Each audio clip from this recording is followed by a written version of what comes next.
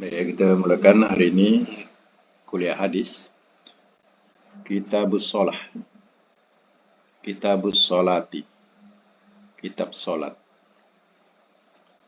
Tajuk besar dia, tajuk kecil dia, Babul Mawaqiti. Babul Mawaqiti, bab waktu-waktu. Ini bab waktu-waktu. Baik, ya, kita mulakan Kitabus Solat ini, Kitab Solat ini. Ya, dengan bab berkaitan dengan waktu-waktu dahulu, ya. Hadis 163. Mula 163. Boleh seorang baca hadis dia dari Abdullah. Silakan seorang baca. Siapa-siapalah.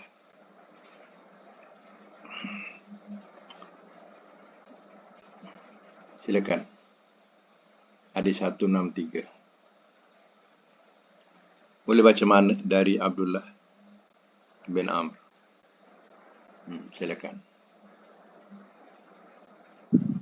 Okey, saya dah Ustaz. Bismillahirrahmanirrahim. Dari Abdullah bin Amr bahawasanya Nabi SAW telah bersabda, waktu zuhur apabila gelincir matahari sampai adalah bayang-bayangan seseorang sepanjang badannya selama belum hadir waktu asar, dan waktu asar selama belum kuning matahari, dan waktu salat maghrib selama belum hilang tanda merah, dan waktu salat isyak hingga setengah malam yang pertengahan, dan waktu salat subuh terbit fajar selama belum terbit matahari. Diriwayatkan oleh Muslim.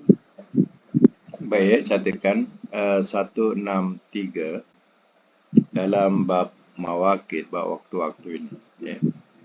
Boleh catatkan. Hadis 163 hadis sah. Matan menerangkan waktu-waktu solat. Hukum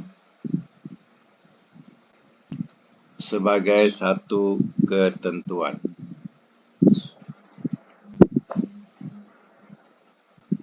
Baik, saya masuk mula. Hadis 163 ini menerangkan tentang waktu-waktu solat fardu yang 5 waktu. Ya, tidak di sini menerangkan tentang jam. Ya. Pukul berapa tak ada. Tetapi ya, panduannya ialah matahari. Baik. Solat zuhur ketika gelincir matahari sampai bayangan seorang sepanjang badannya dan selama belum tiba asar. Jadi kalau kita ini nak menerangkan tentang waktu zuhur, ya. Waktu zuhur, ya, kita tegakkan satu batang, ya. Kita tegakkan satu batang.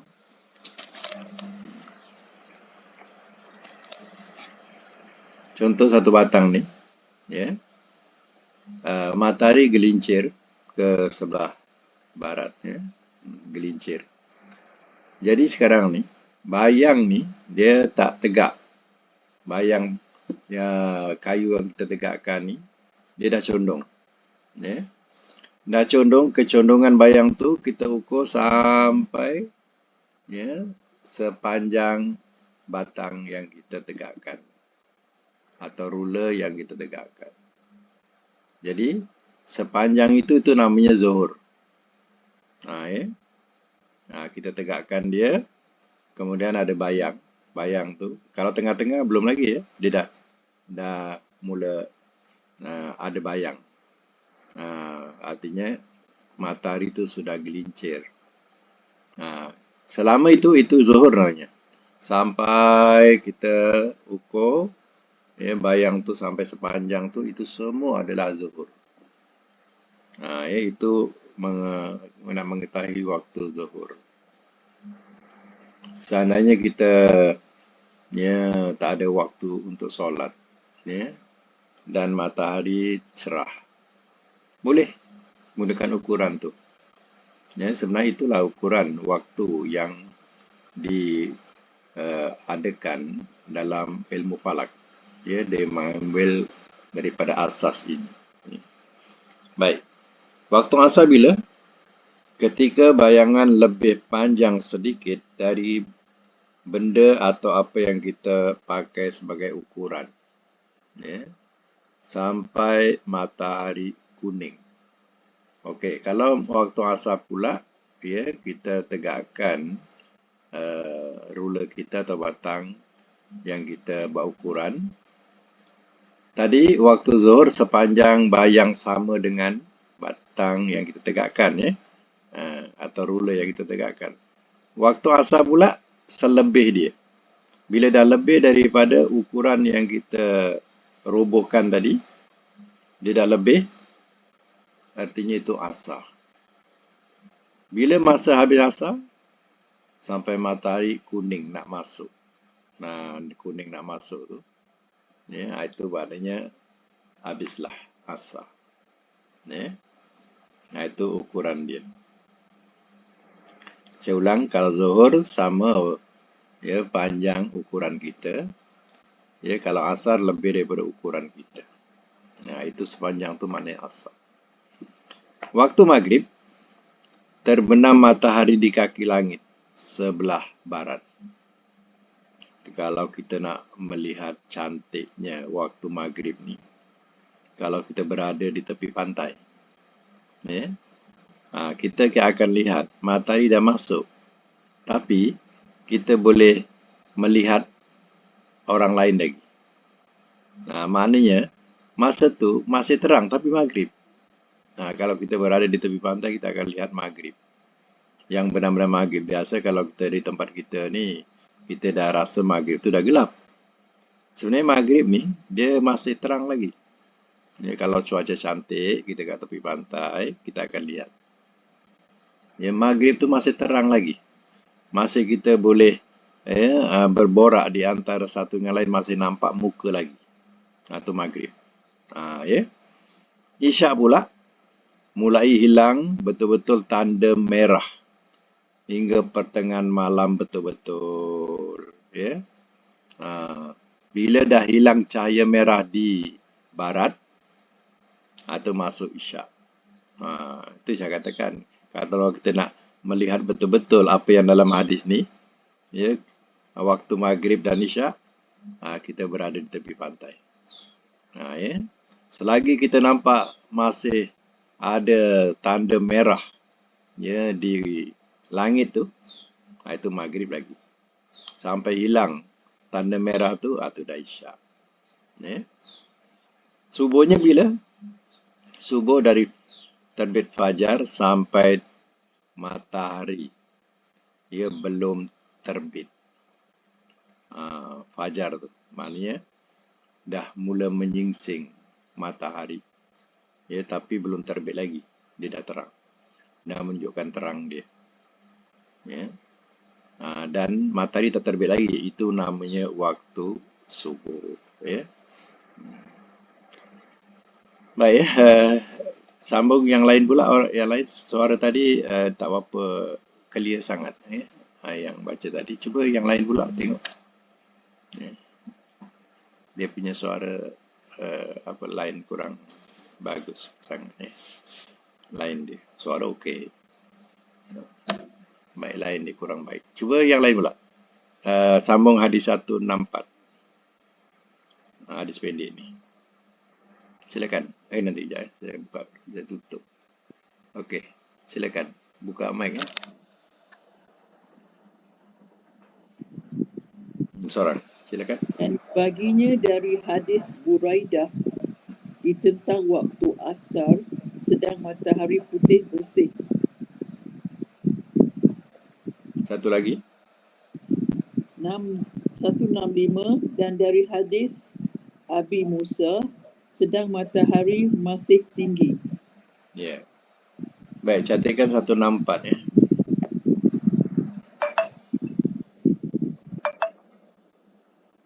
164 hadis sah. Matan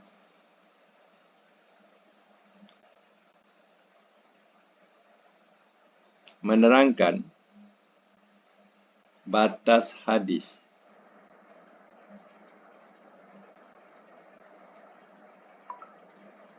Menerangkan batas hadis waktu asar, yaitu selama matahari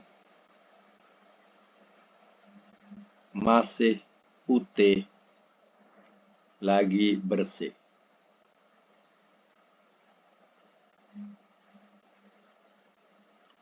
Hukum sebagai satu ketentuan. Ini 164 ya, 165 hadis sah.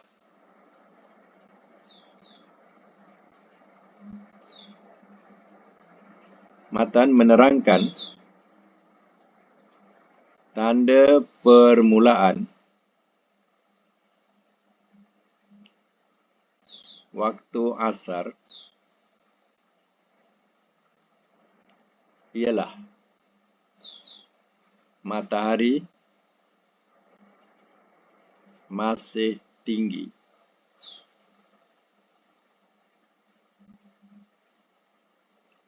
Hukum sebagai satu ketentuan.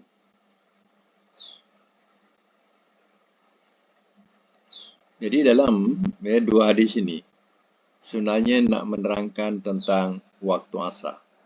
Ya. Nak menerangkan tentang waktu asar. Jadi waktu asar, ya, bila dah lebih daripada bayang-bayang yang kita rubuhkan tadi, dia dah lebih, ya, maka itulah adalah waktu asar. Dan diterangkan bahawa waktu asar tu matahari masih bersih lagi. Kalau dah menguning tu dah mana dah maghrib, ya. Jadi nak menunjukkan bahawa matahari tu masih putih, bersih, masih tinggi, ya. Itu nak menunjukkan waktu asar. Kalau dah kuning tu, tu dah maghrib. Jadi jangan sampai, ya, kita solat maghrib, solat asar tu sampai matahari dah kuning, ya. Jadi pastikan matahari itu masih bersinar, masih bersih lagi, nampak sinaran dia, ya. Itu asar. Dan kaedah ini kaedah asal, ya, kaedah asal waktu. Kalau seandainya contoh, ya, kalau seandainya kita nak melakukan solat zuhur, contohlah, ya, solat zuhur, ataupun kita nak melakukan solat asar. Tengok-tengok kita selalu pandukan kepada azan. Tak azan lagi. Ya. Tak azan lagi. Tapi kita ukur. Kita ukur bayangan matahari itu lebih ada gelincir daripada kita punya kayu yang kita tegakkan. Mana dia dah ada gelincir. Itu mana dah waktu zuhur. Walaupun belum asar, kalau kita nak cepat, nak solat zuhur, solatlah zuhur. Begitu juga dengan asar. Ya, kalau seandainya azan tu tak kedengaran lagi, tapi kita nak cepat, nak solat asar, cuba kita ukur. Ukur. Kalau dah lebih daripada kayu yang kita tegakkan tadi, bayangnya dah lebih daripada kayu itu, tapi azan tak ada lagi, tak kedengaran lagi, boleh solat. Itu dah masuk. Ya, itu ketentuan dia macam tu, dah masuk asar tu. Ya. Ya, hanya tempat kita, ya, dia belum azan lagi, ataupun, ya, tukang azan ni mengambil masa sedikit, Mungkin dia kadang dia berwuduk dulu, ya. Jadi makan masa. Dan terkadang di satu-satu tempat tu sengaja dilebihkan sedikit, ya, waktu tu. Contohnya, waktu zuhur patutnya ya pukul 1 contoh ya. Waktu zuhur patutnya waktu zuhur 1.10 contohnya. Contoh ya. Jadi ya diletakkan waktu zuhur itu waktu 1.15. Jadi sebenarnya 5 minit itu saja dilebihkan supaya orang tidak terlanggar waktu yang waktu yang tak betul.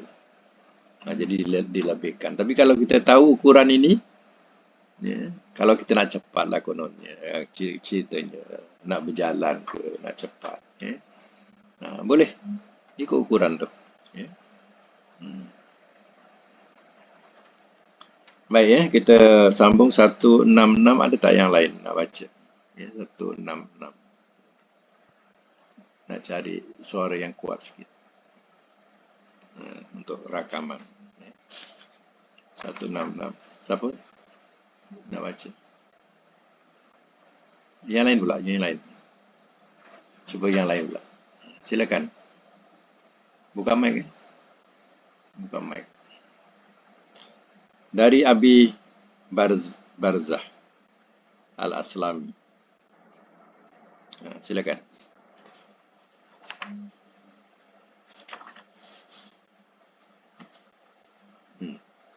Buka mic ya kalau nak baca. Buka mic.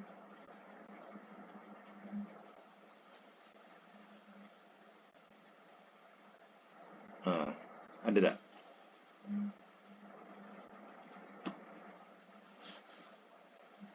Seorang baca, silakan.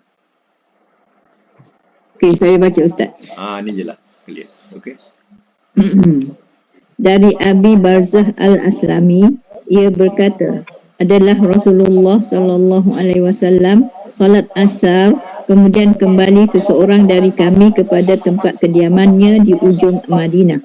Sedang matahari masih hidup, dan adalah ia suka mentakhirkan isyak, dan adalah ia tidak suka tidur sebelumnya dan tidak suka beromong-omong sesudahnya.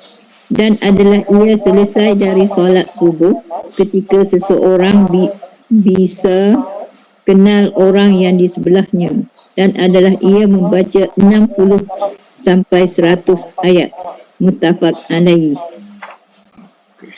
166 ya. Catatkan ya, 166. Hadis sah. Matan menerangkan bahawa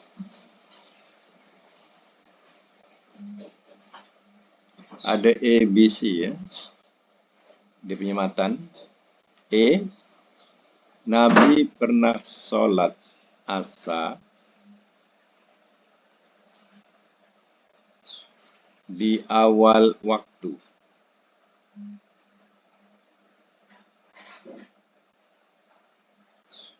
Dalam bracket, wajib muhayyar. Wajib muhayyar. B, Nabi suka mengakhirkan solat isya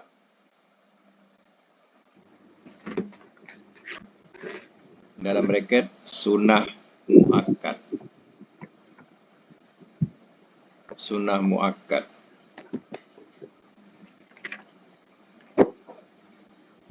C, Nabi pernah solat subuh di akhir waktu.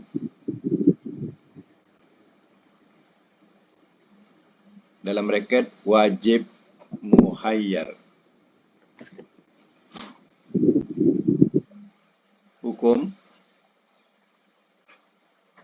Hukum ya bawah. Hukum sebagai satu ketentuan. Baik, saya masuk mula hadis 166. Hadis 166 ini menerangkan yang pernah berlaku, diriwayatkan tentang Nabi SAW solat. Ya. Bahawa diterangkan bahawa Nabi SAW solat asar di awal waktu. Jadi dalam hukum macam mana? Dalam hukum tu wajib muhayyar, maknanya boleh pilih. Ya, boleh pilih. Artinya, ya, asal kita berada di waktu asar, awal ataupun akhir, tetap sah solat asar. Ya. Jadi kenapa di awal Nabi lakukan asar di awal waktu? Sebab waktu asar ni selalu kita leka. Ya. Leka dah terlupa solat asar. Tu bahaya solat asar kalau kita lengah-lengahkan. Nabi suka mentakhirkan atau melewatkan solat isyak. Ini sunnah muakkad. Sunnah, ya, sunnah muakkad. Mana dikuatkan. Artinya solat isyak, ya, sebaiknya kalau kita, ya, lewatkan sedikit sebelum kita tidur, kita solat isyak. Itu yang sebaiknya. Ya. Dan diterangkan bahawa, ya, Nabi tidak tidur sebelum dia solat isyak. Dan dia tidak bercakap-cakap lagi setelah solat isyak. Itu sifat Nabi lah. Macam tu. Jadi, ya, Nabi suka mentakhirkan. Itu artinya dia suka melewatkan isyak tu. Isyak tu bukan pada waktunya, ya, pada awal waktu. Tapi dia takhirkan atau lewat. Yang C tadi, Nabi solat subuh di akhir waktu. Wajib muhayyar, maknanya di akhir waktu belum terbit matahari. Tapi sudah terang lah. Kalau zaman Nabi itu tak adalah lampu elektrik macam kita. Jadi kalau mereka berdiri, ya, mereka boleh kenal. Sebelah dengan sebelah tu boleh nampak muka. Dia dah cerah. Tapi belum terbit matahari. Itu pun Nabi membaca sampai 60 ayat. Ya, 100 ayat. Ya. Walaupun dikatakan akhir waktu, kita kena faham. Akhir bukan mana dah terbit matahari. Ya. Baik, itu, ya, berkaitan dengan waktu. 167 sambung yang orang yang sama. Sambung. Dan hadis 167. Dan di sisi keduanya dari hadis Jabir, dan isyak itu terkadang ia takdimkan dia dan terkadang ia takhirkan dia, iaitu apabila ia lihat mereka telah berkumpul, ia lekaskan, dan apabila ia lihat mereka terlambat, ia takhirkan. Dan subuh itu adalah Nabi SAW solatkan dia di waktu masih gelap. Ya. Okey, catatkan 167. Hadis sah. Matan menerangkan bahawa Nabi pernah solat isyak di awal waktu. Hukum wajib muhayyar.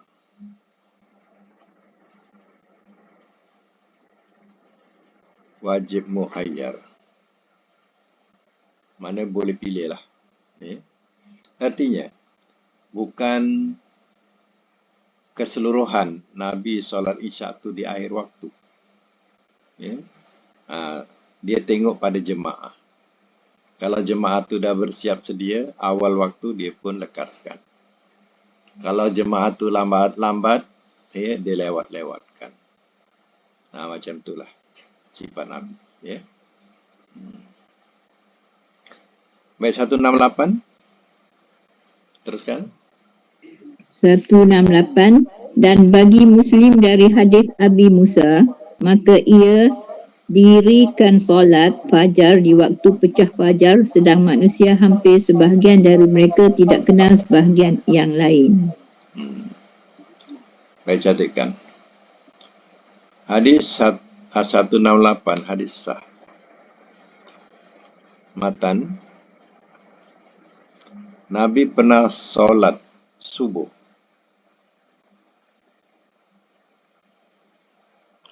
di awal waktu.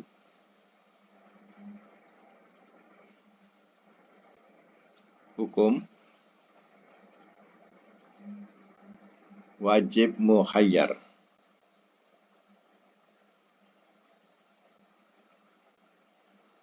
Mana wajib muhayyar tu wajib, boleh pilih. Sama ada nak buat awal waktu ataupun akhir waktu. Ya. Tak ada salahnya. Yang salah di luar waktu. Itu yang salah. Jadi Nabi pernah melakukan solat di akhir waktu macam tadi sampai orang boleh kenal antara satu sama yang lain. Dan Nabi pernah melakukan solat subuh awal waktu masing-masing tak kenal. Jadi mereka solat dalam keadaan yang gelap. Okay. Sebab masa itu mana ada elektrik macam kita kan. Macam itulah. Jadi masih gelap. Sampai tak kenal sebelah-sebelah. Macam itulah. Itu nama di awal waktu subuh. Baik, teruskan lagi 169. 169 dari Rafiq bin Khadij, ia berkata, adalah kami solat maghrib beserta Nabi SAW. Lalu seseorang dari kami pulang di dalam keadaan bisa melihat tempat jatuh anak panahnya. Muttafaq alaih. Ya. Catatkan 169 hadis sah. Matan, Nabi pernah solat maghrib di awal waktu.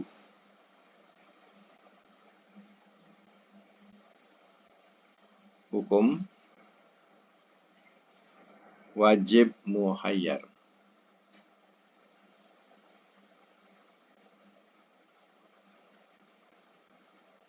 Baik, hadis 169 menerangkan waktu maghrib ni kalau awal waktu, memang masih terang lagi. Kalau dah habis solat pun kita keluar, masih terang. Ibarat kalau orang memanah, dia boleh nampak lagi anak panah tu jatuh kat mana.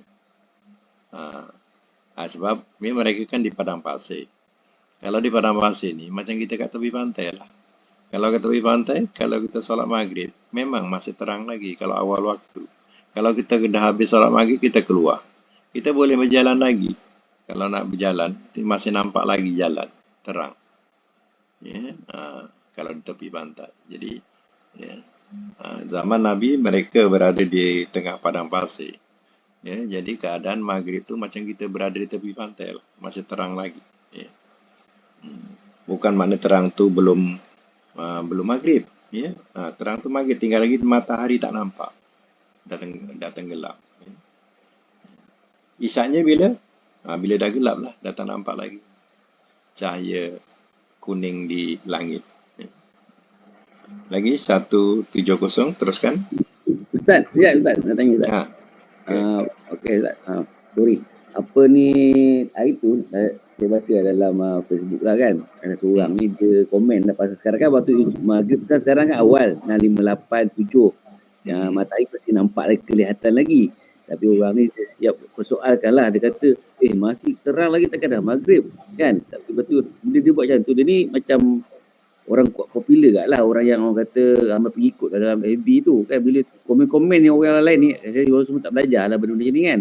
Dia kata dia lewatkan maghrib, tu apa masih tak gelap lagi. Dan tu dah kadang-kadang kan macam Ustaz kata tadi, maghrib tu tak semestinya gelap kan, mesti terang lagi, gelap masih terang, mesti prosedur maghrib lagi kan, betul? Ya. Jadi maghrib ni kita nak waktu yang ditentukan oleh falak ni, itu waktu yang betul, ikut perkiraan yang betul. Sebab itu dia boleh pastikan solat itu pada waktunya, memang betul. Jadi nak kita buktikan dia, itu je saya katakan. Yang komen-komen ni dia tak duduk ke tepi pantai. Kalau di tepi pantai, kalau solat maghrib, ya solat maghrib itu memang masih terang lagi pun. Ya. Matahari dah terbenam, tapi masih terang. Ya.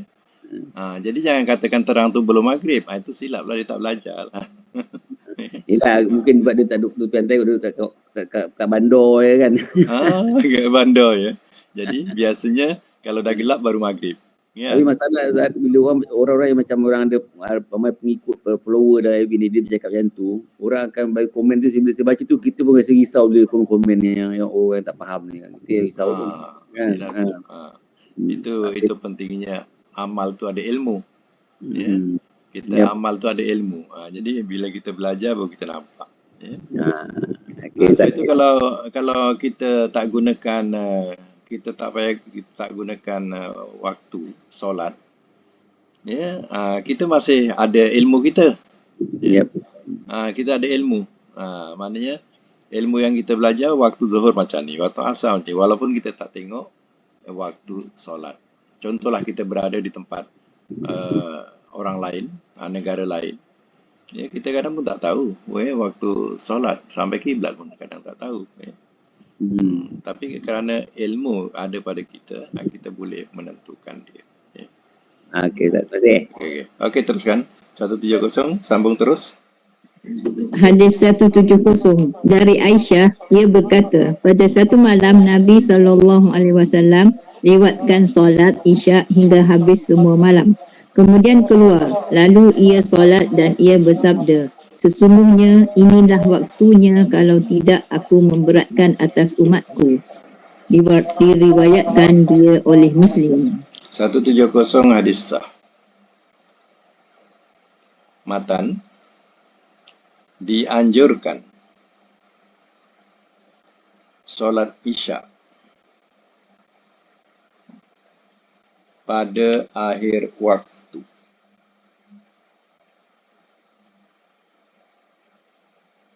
Hukum sunnah muakkad.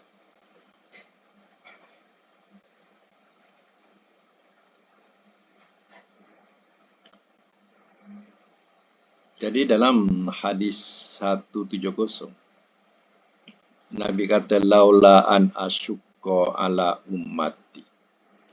Kalaulah tak memberatkan atas umatku, inilah waktunya.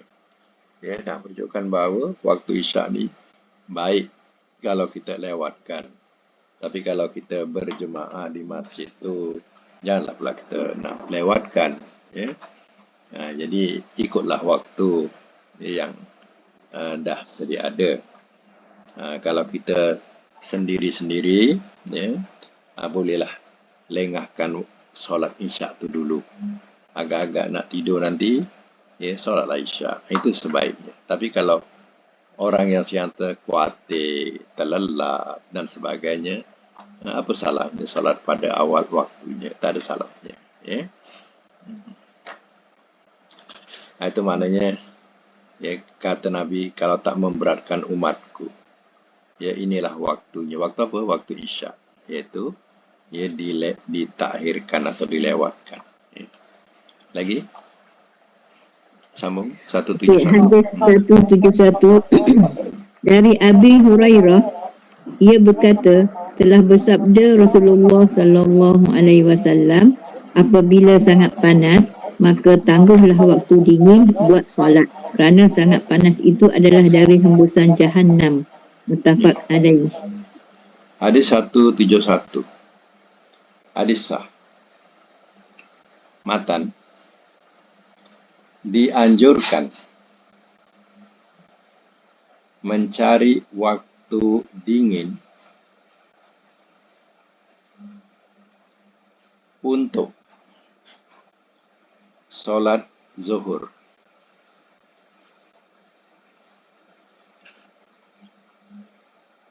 Hukum sunnah.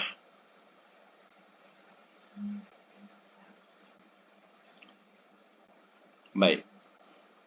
Dalam hadis 171 menerangkan bahawa kalau dah terlampau panas sangat, ya, waktu zuhur itu, tunggulah sehingga dia sejuk sikit. Dan kata Nabi, ya, fa inna syiddata har min qayhi jahannam.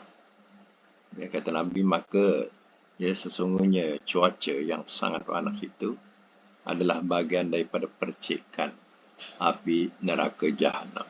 Okay. Nah, itu boleh dilewatkan. Contoh, ya, kita balik ke rumah, ya, keadaan begitu panas. Jadi kita rehat dulu sekejap, ya, sampai rasa badan kita pun dah sejuk, ya. Solatlah zuhur. Macam itulah bahasa dia. Jadi dalam hadis ini nak menunjukkan bahawa diperbolehkan, ya, kita melewatkan zuhur itu, ya, kalau seandainya cuaca itu terlampau panas, ya. Apalagi kalau solat itu benar-benar, ya, tidak ada tempat teduhan, ya, lagilah panas. Jadi tunggulah supaya sejuk sikit. Ya. Baik, sama lagi 172. Hadis 172 dari Rafi' bin Khadij, ia berkata, telah bersabda Rasulullah sallallahu alaihi wasallam, berpagi-pagilah dengan solat subuh, kerana yang demikian lebih besar ganjaran buat kamu. Diriwayatkan dia oleh 5 dan disahkan dia oleh Tirmizi dan Ibnu Hibban. Ya, 172 ya. 172 catatkan hadis sah. Matan, dianjurkan solat subuh pada awal waktu. Hukum lil irsyad. Lil irsyad sebagai tuntutan. Tuntunan, ya, tuntutan. Tuntunan.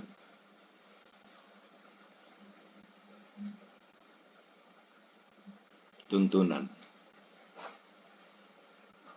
Baik. Oleh kerana solat subuh ni dia, ya, waktunya singkat. Dia singkat sangat. Jadi baiknya lah kita jaga, ya, awal waktu, ya, sebagai satu tuntunan. Baik, ya, kalau kita nak memanjangkan bacaan ke, ya. Jadi kita tidak tergesa-gesa. Berbeza dengan kalau kita, ya, di akhir-akhir waktu, kita solat kita sudah tentu tergesa-gesa, ya, takut habis waktu. Jadi bila kita di awal waktu, kita akan merasa satu ketenangan, mana masa panjang lagi, ya. Itu, ya. Itu yang dikatakan, kerana hal itu lebih besar pahala bagi kamu, ya. Jadi besar bagi kamu sebab kamu tidak tergesa-gesa, ya. Kalau ada air-air kan kita tergesa-gesa, kan berbeza. 173 teruskan dengan 174 sama. Okey. Hadis 173 dari Abi Hurairah bahwasanya Nabi SAW telah bersabda, barang siapa dapat dari solat subuh 1 rakaat sebelum terbit matahari, maka sesungguhnya berarti ia telah dapat subuh. Dan barang siapa mendapat dari asar 1 rakaat sebelum terbenam matahari, maka sesungguhnya berarti ia telah dapat asar. Muttafaq alaih.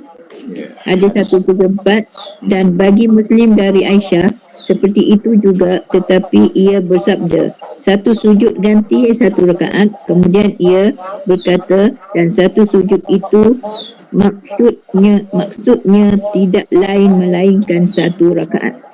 Okey. Baik, ya, kita teruskan 173 dengan 174 hadis sah. Matan. Orang yang mendapat bahagian Orang yang mendapat sebahagian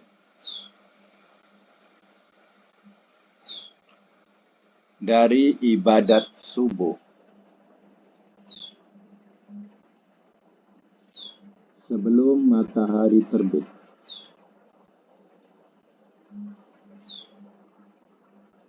dianggap orang itu telah menjalankan solat subuh pada waktunya.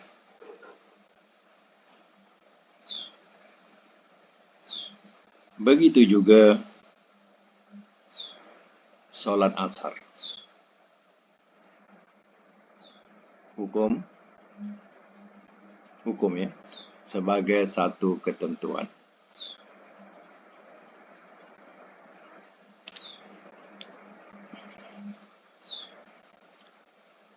Kita solat subuh ni dah terlewat, ya.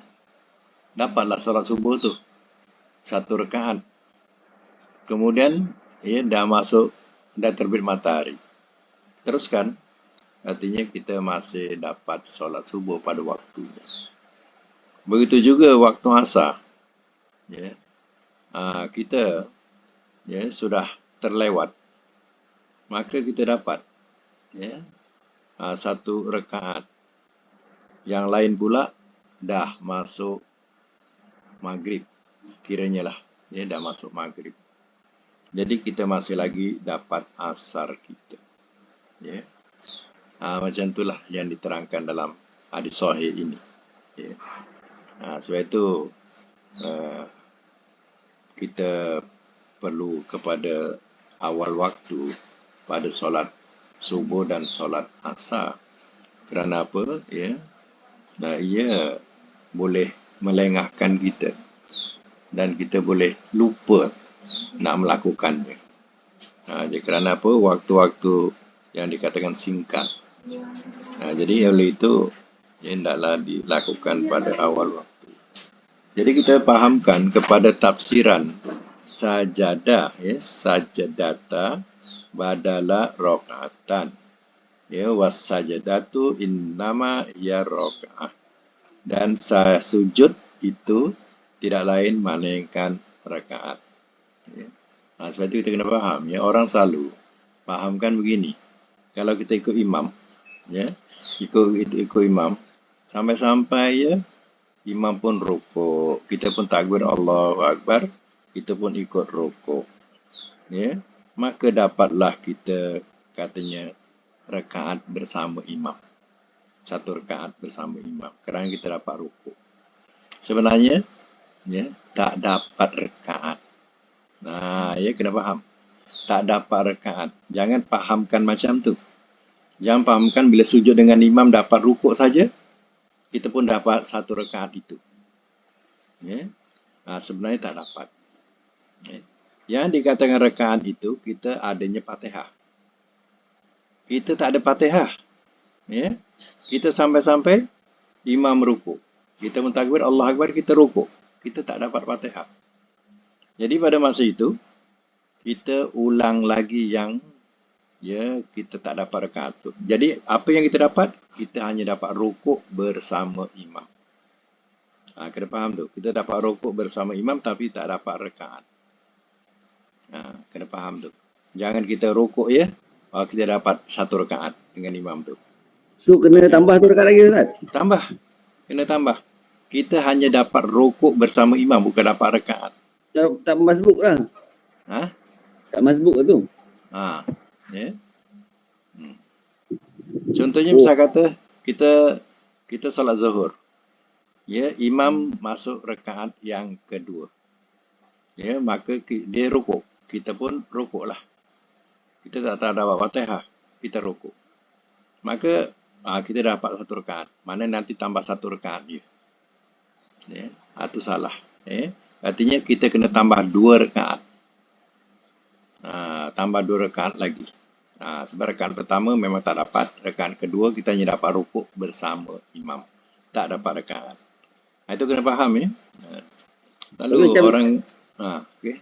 macam Ustaz kan, kalau kita sampai dia bawa habis baca ayat ayat apa al-lazim kan, betul kan, habis. Lepas tu dia, imam kita dapat sekejap lah dengan dia ayat lazim, tak sempat baca Fatihah pun kan. Lepas tu dia terus rukuk. Macam mana macam tu juga? Tak dapat Fatihah. Tak dapat Fatihah juga. Kita tak dapat Fatihah. Ya. So still kena tambah lagi satu rakaat. Kena tambah satu rakaat lagi. Macam tu. Ya. Itu sebab itu satu rakaat itu mesti ada Fatihah. Kalau tak ada Fatihah itu bukan rakaat. Ya, hanya dapat rukuk bersama imam atau sujud bersama imam. Macam imam tengah tayat awal kita sampai. Ya, kita takbir Allah Akbar terus duduk tayat awal. Apa yang kita dapat? Tayat awal saja. Bukan dapat rakaat. Ya, kalau tiba-tiba dia dah tayat akhir lah kita kan, nak kejarkan sebagai apa, bermakmum kan, tu je. Kena fahamkan. Salah lah tu ya. Banyak yang tak faham. Ya, bila dapat rukuk dapatlah rakaat. Ya. Sebenarnya tak dapat. Ya. Tak dapat. Kita hanya dapat pahala rukuk bersama imam, duduk tahiyat awal bersama imam, macam tu lah. Ya. Dapat pahala tu. Okey, lagi? Teruskan. 175. Hadis 175. Hadis 175 dari Abi Sa'id Al-Khudri, ia berkata, saya dengar Rasulullah sallallahu alaihi wasallam bersabda, tidak ada solat sesudah subuh hingga terbit matahari dan tidak ada solat sesudah asyar hingga gaib matahari. Tetapi lafaz Muslim, tidak ada solat sesudah solat fajar. Muttafaq alaih. Baik, 175 ke 76 tadi ya? 75 ya? 75. 175. Okey, hadis sah. Matan, sesudah seseorang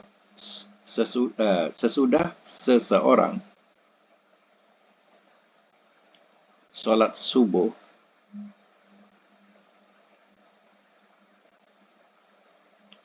dan solat asar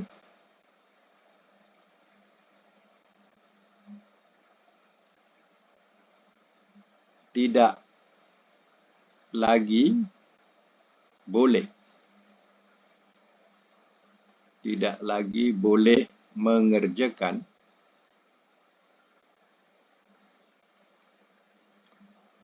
sebarang solat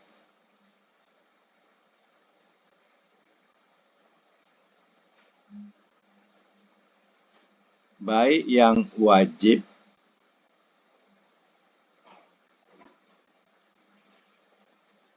atau yang sunat,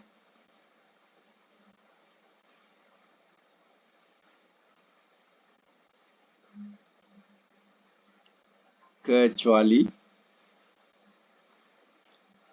solat subuh dengan berjamaah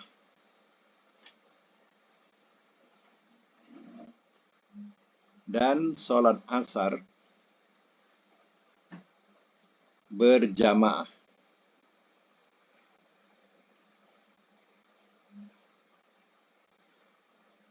Hukum sebagai satu ketentuan.